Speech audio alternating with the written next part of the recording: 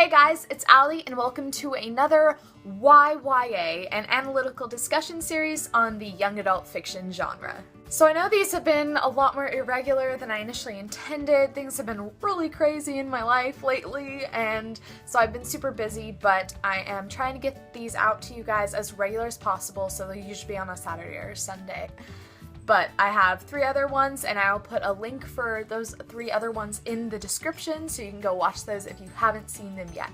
So today I thought it would actually just be kind of fun to recommend a few young adult books to you, and these are books that I really think just uphold those standards that I have set in those previous videos, and books that I just truly love out of the genre. Alright, so here we go! So the first book on my list was number 2 out of my best books of 2014, and that is We Were Liars by E. Lockhart. It is about a family of old wealth who owns an island off the coast of Massachusetts that they go every summer to with a few other families, and something mysterious happened a few summers ago, and our main character here has to remember what exactly it is.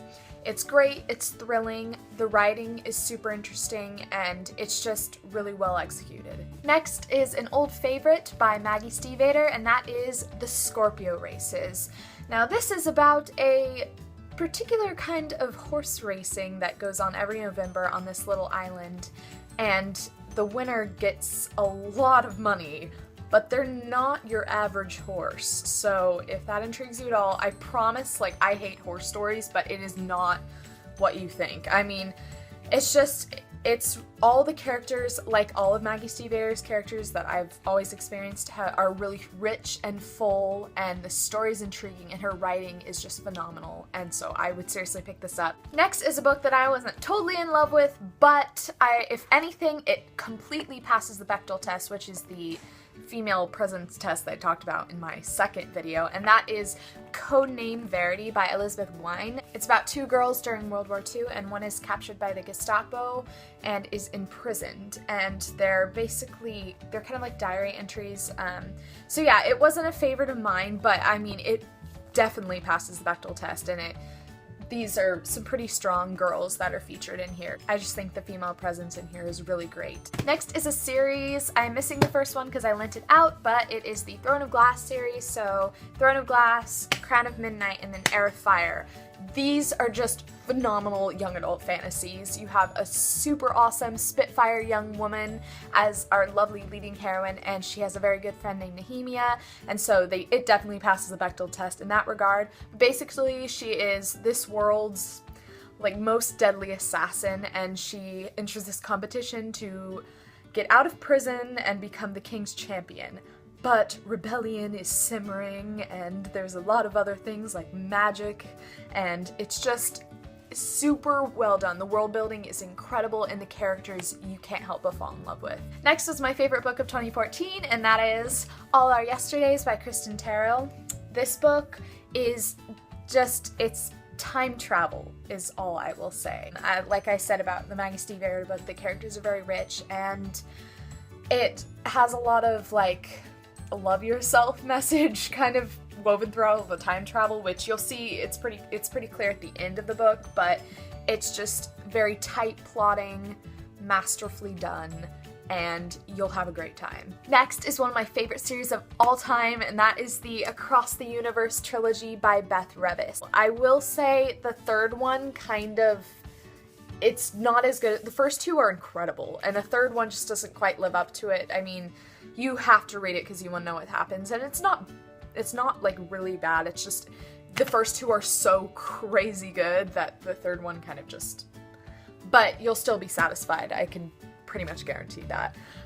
Basically, it's about a girl named Amy whose parents are being cryogenically frozen aboard the ship Godspeed, and they're going to New Centauri Earth to terraform it and basically find a new home.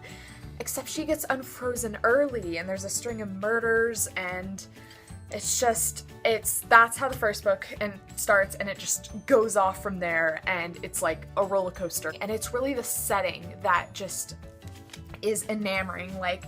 There's this real tangible sense of claustrophobia throughout the books when she's on this spaceship that's basically like a city, and so there's rebellion that goes on, revolts in the streets, drugs, a lot of big things that go on, and it's so well done. This is high quality sci-fi and high quality young adult fiction.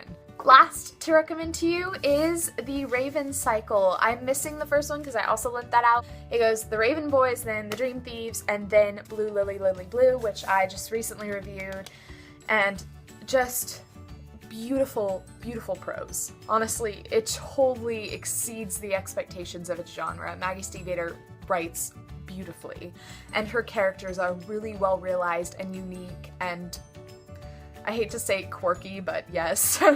And it's basically, I don't even know how to begin to explain it to you, but has to do with a dead Welsh king and that they're trying to hunt down, and a psychic family and a curse on a girl, and it's just so well done. It's quality. So all these books I recommend to you totally embody what I've been talking about in the previous YYA videos, and I really think if any of these sound appealing to you, seriously go pick them up. If you want more description of plot or anything at all involving any of these books, just put it in the comments and I'll be happy to extrapolate.